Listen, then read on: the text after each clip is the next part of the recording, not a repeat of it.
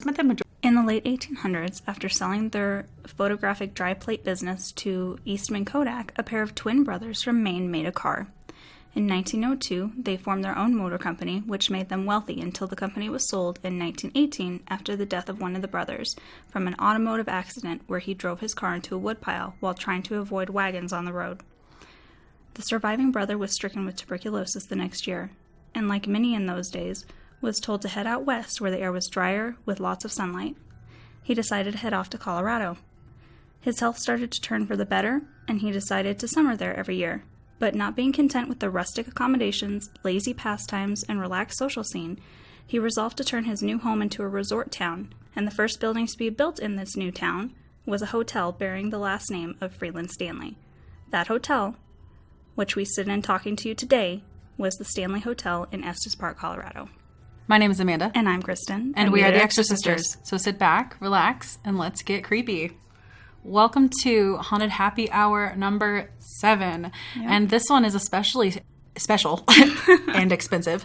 Yes. We are coming at you right now from room 217 in the Stanley Hotel in Estes Park, Colorado. Can you believe it?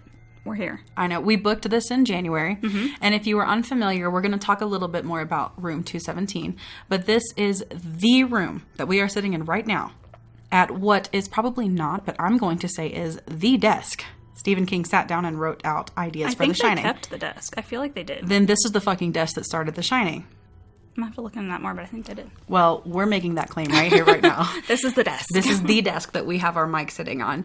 I would also like to mention before we get going, there's a fucking wedding reception right underneath us. Yeah. And in our head, the music is very bassy and loud, so we're sorry if you hear that, but this could go on for hours. This is a very busy, touristy...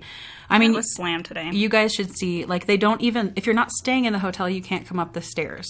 So there's not a lot of people up here with us, but downstairs in the lobby where there's the gift shop, there's actually a hedge maze out front, like in The Shining. The amount of people here, especially because there's a wedding and like a nurses convention right now. Yeah, there's a lot of people.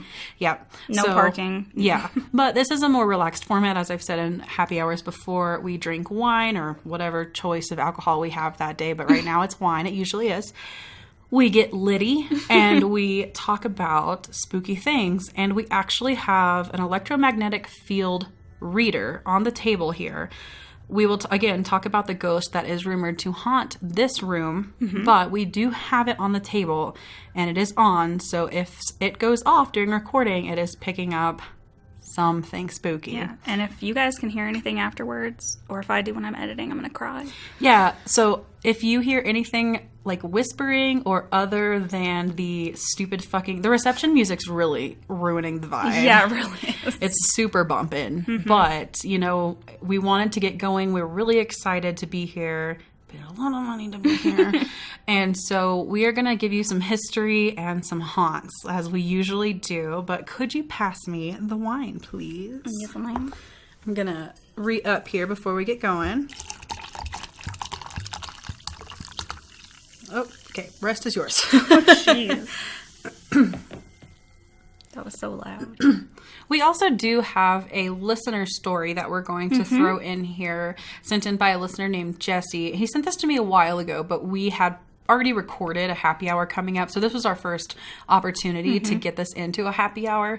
So we're going to throw in his story as well. Who we love. Thank you, Jesse. Yes, we've we've met some really awesome people through doing this, and he is one of them. So thank you for listening and for sending in stories. And if you guys ever have stories you want us to read, happy hours is when they will be read. So send them in, theexorcisters@gmail.com. But I'm going to go ahead and read Jesse's story, and we'll do that first, and then we're going to talk about the Stanley. All right. And I am reading this word for word. So, I live in rural Appalachia in eastern Kentucky. As you can guess, the area is steeped in old wives' tales and hardcore religion. I consider myself somewhat religious, but after my experience, I have found comfort in that aspect of my life. Years ago, I worked a schedule that was the craziest hours imaginable. I had to be at work at 4:30 a.m., so being at that time an hour away, I woke up every day at 3 a.m. which is just terrible. This, of course, meant that I had to go to bed with the chickens when the sun went down. I lived in an old block farmhouse with my best friend and his girlfriend at the time. This house was creepy, but it was a home and I made do.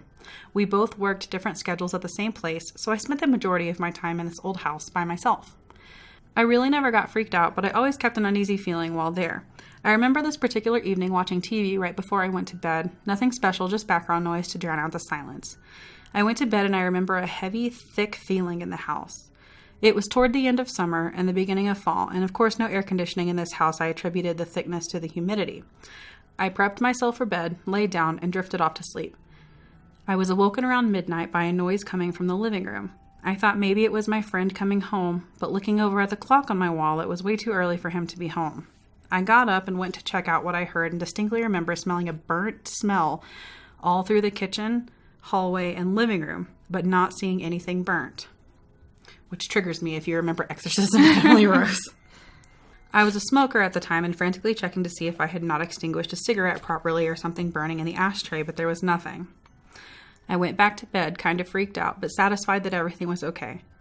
I awoke at 3 a.m. as usual, but something felt odd. I laid in bed for a moment, not wanting to get up. I finally soldiered up the will to get up and head to grab my shower, and I heard the TV pop to life in the living room. Fuck that. Yeah. Startled, of course, I thought my friend was home. I called out, and no answer. I smelled that burnt smell again, which is demon smell, for those of you that don't know, and thought, what the hell is that? I stumbled down the hallway, and in the living room, the TV was flickering and giving off a light. Through the light on the opposite side of the room, I saw a man, around 6 feet tall, watching me. The light of the TV was faint on him, but I remember as if yesterday him peering at me. He was dark. Dark hair, dark eyes, and the scariest part was something was protruding from his forehead. As the TV flickered, he leaned a bit forward, and for a brief second, I saw a glint of horns. He disappeared immediately, only leaving that burnt smell behind. I stood there, stunned for a brief moment, wondering if I had imagined this, but the TV was still going and the smell still hung in the air. I went to work that day, and as soon as I got home, I packed all of my belongings, and I left. Damn straight. Yeah. My best friend never mentioned anything happened to him in the home, and when asked why I left, I told him I just found a great place and needed to get out on my own and leave him room for him and his girlfriend. I have never seen this spirit again, and hopefully it won't. Holy shit. Yeah. I asked him if he needed a smudge stick, and he said that he had done that. Good. Yeah, smart. Exactly. So that's a good spooky way. Well, I literally would pass out and die. Yeah. If I saw that. It's like my biggest fear. It's like Heart a demon attack. standing. Mm-hmm. Yes, absolutely. So Jesse, good on you for not fucking dying. Right? I would fucking lose my shit. And for leaving. There's so many people that would be like, I didn't really see that. Yes, absolutely. The fact that you were like, I'm not fucking with it. And you fucking left. Mm-hmm. Smart dude. All right, so kind of segueing off of that, talking about, obviously we're at the Stanley in room 217. And again, this is the room that inspired The Shining and where Stephen King started his writing process of The Shining. So we're actually going to be talking about The Shining coming up. So stay tuned for that. We all have Dr. Sleep coming up. Exactly. So we all got to brush up on our King mythology. Exactly, which I'm sure you're stoked about. Oh, sure. And so we're going to talk about that later. So this isn't going to be movie talk. This is specifically going to focus on the Stanley Hotel. The real stuff. Absolutely. So we're going to start with room 217, which honestly is actually one of the least haunted rooms in this hotel. So we did not get one of the more haunted rooms. We are horror movie people. So we got the horror movie room. We like ghosts at a safe distance. Yeah. So like if that reader goes off, we're going to lose our shit. We will probably sleep in your car tonight. We have a pact that if one of us hears footsteps tonight, we're waking everybody up. Yeah. There's 3 of us, which I need to introduce my friend Ashley. She is sitting in on this. And she is here because we actually watched The Shining together several times when we were in middle school. That was one of our, movies together. We would even send each other, pictures and gifs of, Jack Nicholson frozen to death because we thought it was so fucking funny. So if she chimes in, give her a welcome, but she might not. So we'll see after we get some more wine in us. Y'all are psychos, and that's awesome. Thank you. So we're going to talk about room 217 first. So perhaps the most famed spot in the Stanley Hotel, this is where horror writer Stephen King spent the night and got the inspiration for his 1977 bestseller, The Shining. What's really cool is the views that we get, and I'm talking about this because Stephen King has talked about this, the views of the Rocky Mountains. It's beautiful. I mean, I'll post pictures when we post this episode. And I also have a video walkthrough for you guys of the room. Well, I mean, we're right outside a national park. Like, how much Rocky more beautiful Mountain. can you get Exactly. than that? And so he was actually here. Pretty much him and his wife were the only people staying in the hotel, which is why he had the idea for him to be a caretaker of this hotel and his family to be the only ones there. When King and his wife arrived at the hotel, it was closing down for the season, and again, they were the only overnight guests staying there. They ate dinner in an empty dining room while pre-recorded orchestra music played before retreating to their room on the spacious and empty second floor. King woke up that night to a terrifying dream about his 3-year-old son being chased through the corridors and screaming. He jerked out of bed, realizing it was a dream. He lit a cigarette on the balcony, and the plot for his now famous book shaped up.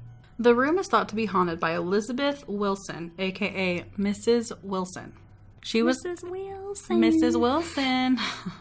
We ain't trying to fuck with her.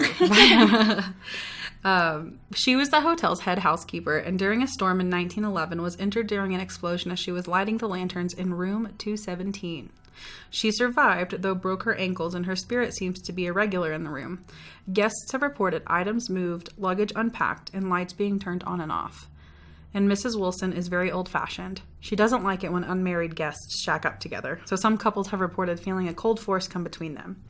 Many housekeeping events happen in this room. Guests have reported returning to their room after dropping off their bags and finding their luggage has been unpacked for them. Other guests have also reported their shoes being lined up neatly on the end of the bed. Shadows have also been reported passing through the walls, as this room was once part of a much larger suite in the mid-2000s, and it is believed that people still walk back and forth through the suite.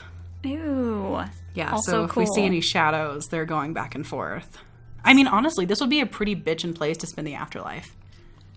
I wonder which way it is. Do you think it's the bride that's staying in the I don't half know. of it? Yeah, there's the wedding that's going on that's being a pain in the ass in our headphones right now that hopefully you can't hear too much of.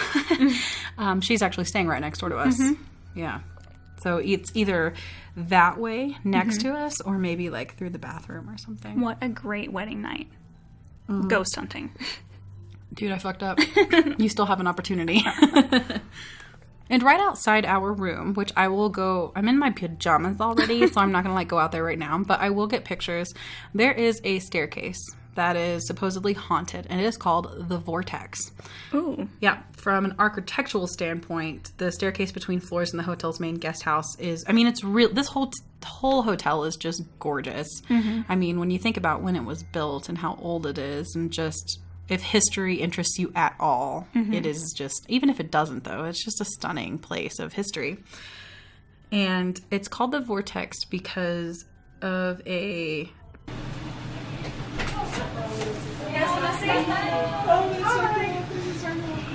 Oh my god, we're so sorry. No, it's fine. It's totally fine. You guys are doing recordings. We have a podcast, yeah. You have a podcast? Crazy. Okay, this is super cool. You're amazing. Thank you. Wow. I feel scared. Have you been here overnight already? No, tonight. Anything? Okay. Tonight, yeah. Did you catch anything? Did you hear anything? Did you Not yet. Someone likes Harry Potter. I have that exact cup. We're drinking wine out of them because we didn't want to bring our breakable ones. Yeah, of course not. Like, why? A ghost could spill it over. That one's the EMF, yes. Oh, that's so cool. That's just picking up us talking. Okay, I love this. Okay. Like, I want to live in this tub. We haven't gotten anything, so. Okay. It's gonna be really weird. Sorry, we moved the table over so we I'm can. a huge skeptic, so that's why I was like, I don't believe Honestly, it. we do horror movies, not ghosts. So we were like, well, we might as well. So What's your yeah. podcast called? It's called The Exorcisters, so it's Exorcist with an ERS. Okay. Yeah. Oh Yeah. god, now I'm gonna listen to Did you guys explicitly like reserve the room? Yeah, and talk about January. stuff? Okay. Oh, Yeah, so it's wow. probably pretty hard to get. Yeah. Oh, are you just here for one night? Yeah. It was Was it really It expensive? was like 600. Oh wow. Okay, we figured. We were trying to figure out roughly how much it would be. You guys do something? We post, well, so we don't travel very often, but we do post every week. It's just, this is our first, like, location record. Yeah. Yeah. Yeah, thank you. Thank you so I much. actually stayed here last year with some friends, and we stayed up on the third floor. Yeah. So obviously we came around like this is awesome. Yeah. It was creepy, just Yeah. like, sleeping here overnight. Oh yeah, for sure. It's time for you guys. They opened and left it. What are you You guys have each other, that's all that matters. We're all three, like, There you go. if anything, anybody hears anything, they have a pack. Like, wake everybody up Yeah, and turn on the everybody TV. wakes up. Hey, did you hear that? Yeah. You can spook each other. Yeah. Yeah, thanks for letting us in here. Oh, Sorry yeah. to be so invasive. No, it's totally Exorcist. fine. Exorcisters, yeah, Exorcisters podcast. Well, thanks. I don't know, hopefully you guys hear something, maybe not, I don't know. We're also split on that. Okay. I don't know if we want anything. Not, we're not like hunting. So, Okay, right. I feel like part of you probably wants it a little bit. like, Yeah. you think you want it, but then I think if it happened, it'd be like, you're sleeping. Yeah, true. You guys go to Yeah. sleep watching Paranormal Activity or something like No. that, right? No? Okay. They're like, Did it like take a lot for you guys to like get this room? We booked it January. In January. And I think they only had one spot open in October. The rates just gotta be ridiculous for this room. It's like 600. For one night? But there's That's why you get 3 friends. Yeah. yeah. Just all like cram in. That's so cool. That's how I feel. Just Yeah. get a bunch of Exactly. Thank you for that. Thank you. Into your hotel room. Oh, you're good. I was gonna say, now we need to watch The Shining and listen to their podcast. Yeah. Thank you. Guys, Bye, guys. Happy hunting. Thank you. I wanted to come check it out. We were like, You guys are lucky. I was walking back from the car. I know, that was awesome. So we don't want to be awkward, but oh, she said No, you're good. Bye.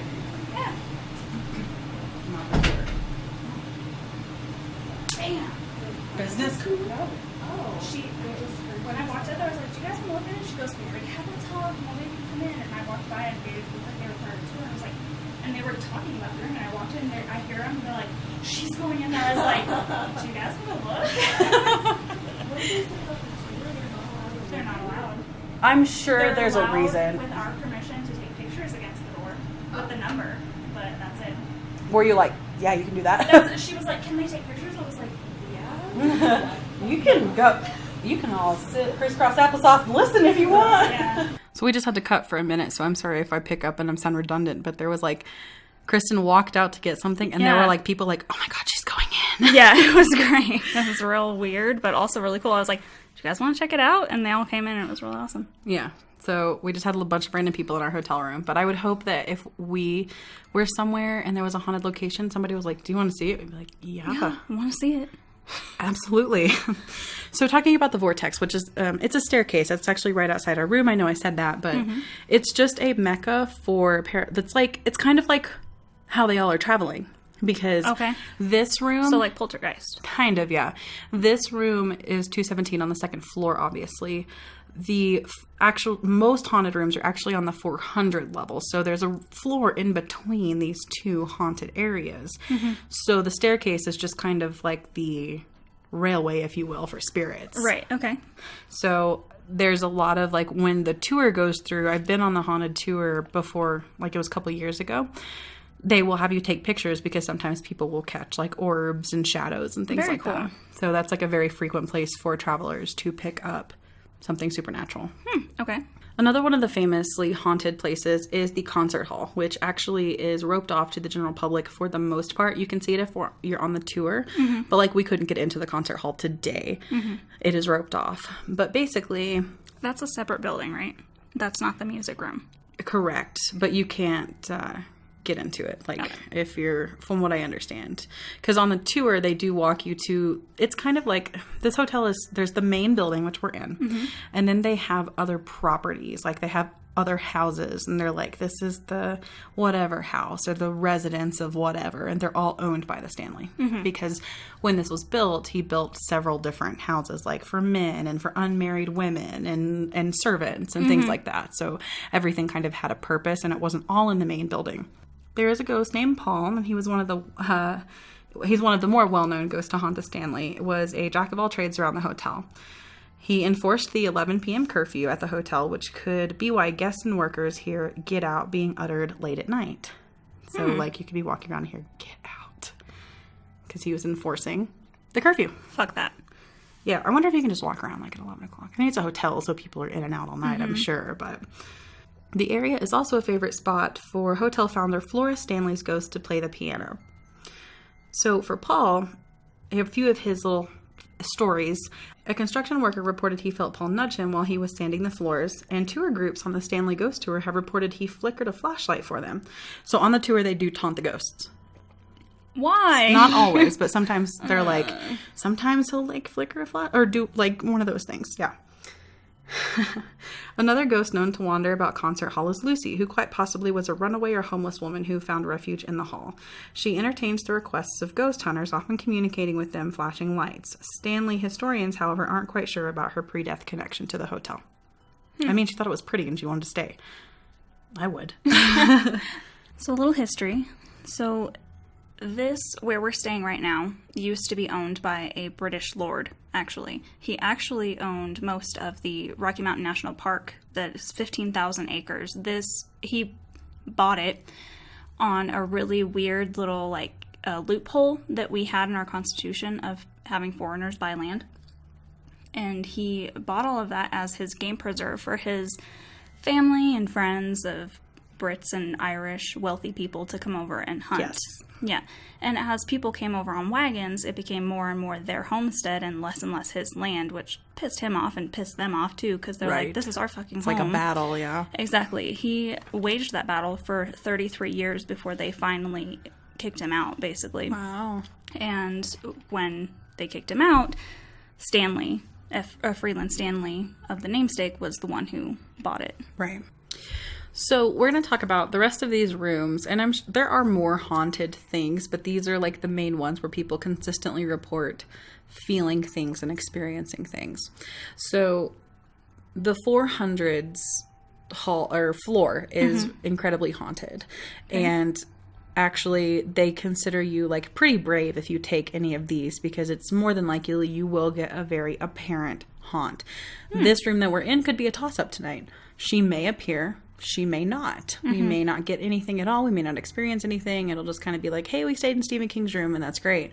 But in the 400s, that's where, like, if you really want a ghost encounter, the rooms you would get. Probably less expensive than this one, I'm not sure.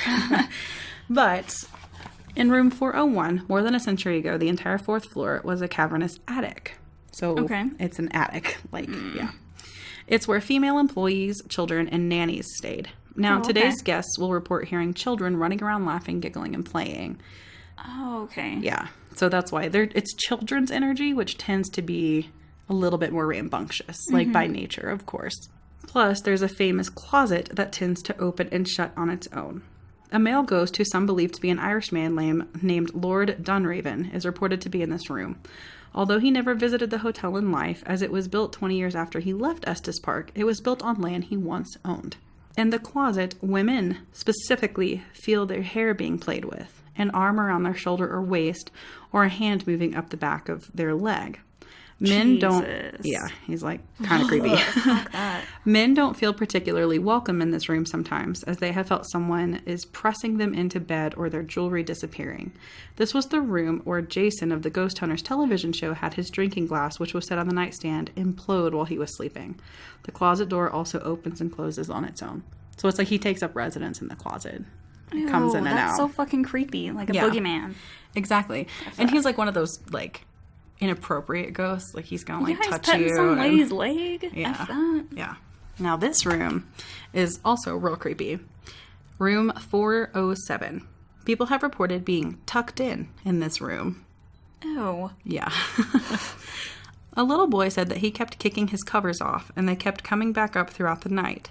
His mother was quite shocked and said that she hadn't woken during the night, and certainly didn't keep covering him. Another guest reported feeling someone sit on the edge of the bed, but when she turned the light on, no one was there. She did, however, see an indentation, as if someone had just gotten up. Fuck that. No. Mm-mm. Like someone just sitting at the end of your bed watching you sleep. Yeah. I'm upset. Yeah. I'm surprised Stephen King just had a dream. Like, I know that his dream, he believes, were brought on by the paranormal activity and drugs. But it's interesting that he, of all people, just quote unquote got like a dream instead of... I've heard that he also kind of like felt an apparition, but not sure if that's true or not. Well, I know he stayed in 2 separate rooms. Yeah. This is the room that he stayed in where he got his ideas, and then he came back to write it and stayed in a different room, and I think it was a 400s one, right? Probably. So maybe he did Yeah, have an that's apparition true. in that room. Yeah. Room 418. Ghost children do mischievous things in this room. Covers are sometimes removed during the night, and hangers are known to move on their own. Bathroom lights have also been reported to turn on and off on their own. A little girl about 4 years old and her mother stayed in there a few years ago. The following morning, the girl reported being tickled by a little boy during the night. She wasn't afraid, though. Instead, she simply told the boy to stop, and that she didn't want to play. And he did stop. Your face is upset. I'm upset. What would you do if you had a child who said that, though? Who went, I don't want to play right now, and is talking to someone? Yeah. Fuck that. Leave. You abandon that child, you hand them off to social services, and be like, I'm sorry, I wasn't meant to be a parent. Right. And so when Freeland Stanley bought the land for the Stanley Hotel and a major part of Estes Park from Lord Dunraven, he actually put in a petition to make the Stanley named Hotel Dunraven instead of Hotel Stanley. And so many people, 180 people signed a petition so that he would not do that and would please name it after Freeland Stanley. That's how it got its name. Got it. And then a little background information on Freeland Stanley. Freeland Stanley's parents had 7 children with names granted from great famous people like Ulysses Grant, Isaac Newton, John Calvin. His parents were poor but valued education greatly. Freeland and his twin Francis started their first business at the age of 9, where they refined maple sugar and then sold it. Smart kids. I know. It's even better because their hard-earned money went on to give them better uniforms and this one mathematics algebra textbooks that they went from the beginning all the way to the end, and they redid those math equations over and over again until they knew it by heart. That's really smart. Yeah. And really ingenuitive for 9-year-olds. Absolutely. At 11, Freeland was taught to make violins by an uncle, the uncle that actually raised his father. By 16, he had created 3 violins, and he would continue to create concert-quality pieces throughout his life. At 21, this is the really interesting part for me. At 21, the brothers went off to university, and they were from Maine, so they went to the University of Maine at Farmington, which Stephen King, the room we're in right now, went to the University of Maine at Orono. And my grandfather actually took an English class with Stephen King, Maine at Orono. Fucking awesome. Isn't that cool? Your grandfather's a cool person. He's a really fucking cool person. Yeah. So I have 2 haunted things left. This is a little bit shorter one, but these are like just things people experience. So it's kind of like very to the point. Actually, I have a few things, one from memory, so I'll do my best. So off the backs of talking about the attic part of room 400, which I am going to end with a room 400, but it is like you need to be like pretty fucking brave to stay in this last one here. Really?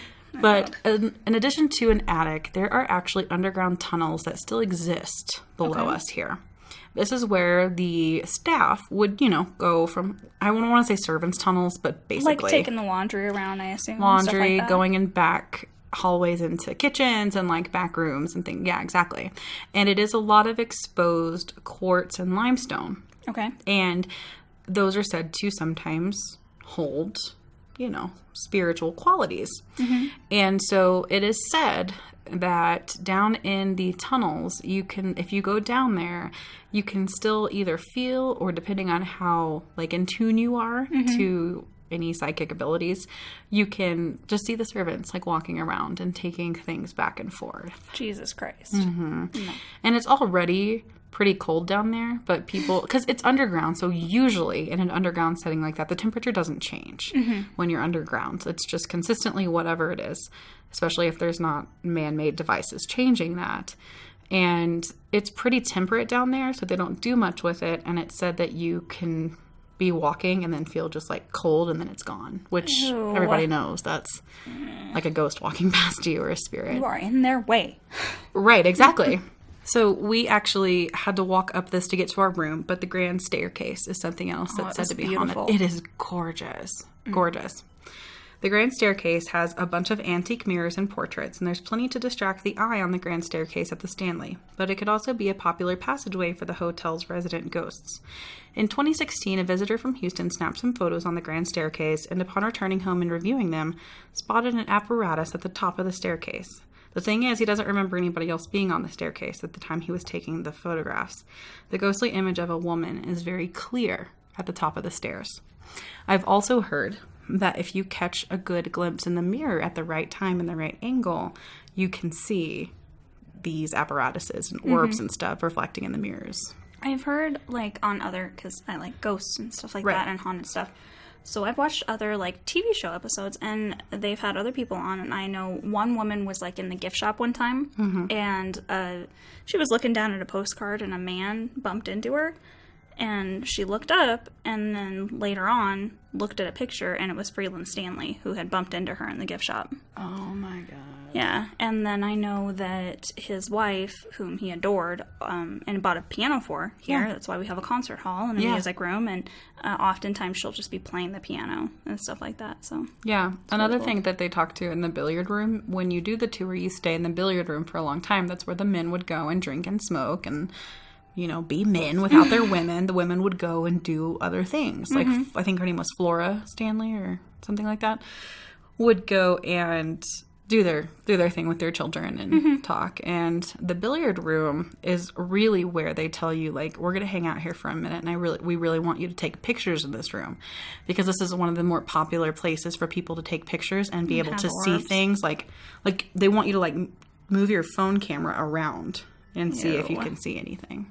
When we did it, we did not, unfortunately. And so far, we have not picked up anything on the EMF reader. No. So, you know, that's probably a good thing. It's also still light out. Who knows what's going to happen tonight? Yeah. We're going to watch some Halloween movies and... then probably some comedies. Right, yes. So, the last haunted room I have, it's not a long passage here, but it's just, this spirit is one of the more, I would say, scarier ones. Because nothing here, other than it being something we don't understand and being the unknown of the spirit realm, is really a scary thing. They're just people that were here a long time ago that stayed here after death. This one, a little bit more in your face. Okay. So not necessarily like evil, just kind of like a more of a nuisance. Mm-hmm. Guests have reported hearing footsteps above them, and the furniture moves around on its own. So you have to be a pretty strong... I mean, this is like solid wood furniture. A lot of these are antique. It took 3 of us to move this desk Exactly. out so we could record on it. Right, exactly. So it's definitely not just like easy plywood IKEA furniture. Like, you can't just pick up a nightstand with one hand. You know, it's... So for something to be moving around furniture, that's pretty impressive. But that's actually physically impossible, actually, the tour guides say, given the slope of the roof. For, like, anything to be Up there? above. Ew. Like, physically impossible. Yeah. The real haunt, though, is this is a cowboy who hangs out and appears frequently at the end of your bed when you're sleeping. Oh, God. I fucking hate that. Apparently, he's friendly, but he just hangs out in that room, and his thing, other than moving furniture and walking above you, is sitting or standing and watching you and smiling at you at the end of your bed. No. If something shows up tonight, I'm out. I'm out. I'm done. Quit. So this clearly, these stories, there are some places that are like, we're haunted.